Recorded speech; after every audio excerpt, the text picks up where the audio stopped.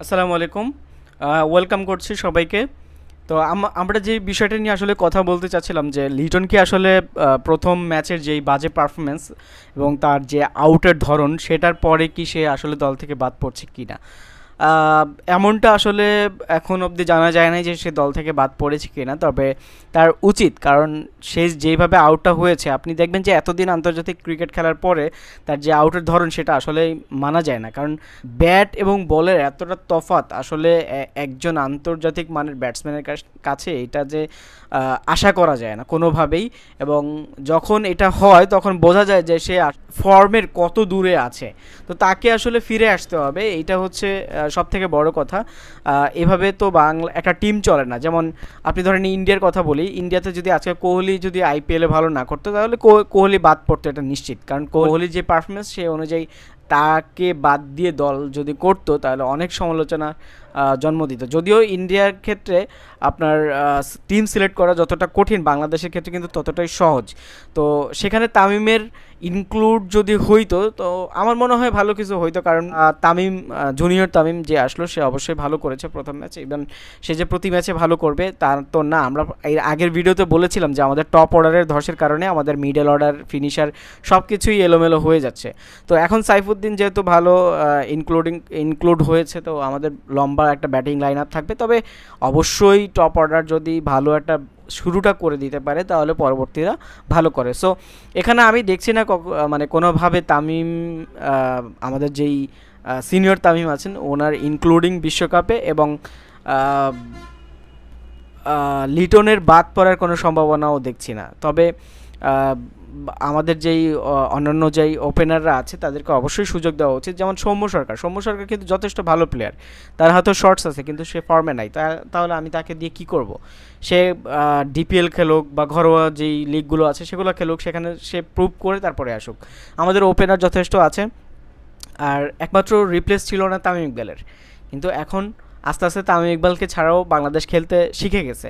সাকিবের রিপ্লেস ছিল না, কিন্তু সাকিব ছাড়াও তো খেলছে এখন। সাকিব ছাড়াও ম্যাচ জিততে পারে বাংলাদেশ। তো আসলে এটা শেখা উচিত, কারণ এরা সবসময় সার্ভিস দিবে না, সাকিবকে নিয়ে সবসময় টিম জিতবে না। আর কারণ সাকিবই থাকবে না একটা সময়, আর নতুন সাকিবের জন্ম হইতে হইলে এই সাকিবদের রিপ্লেসে নতুনদেরকে সুযোগ করে দিতে হবে।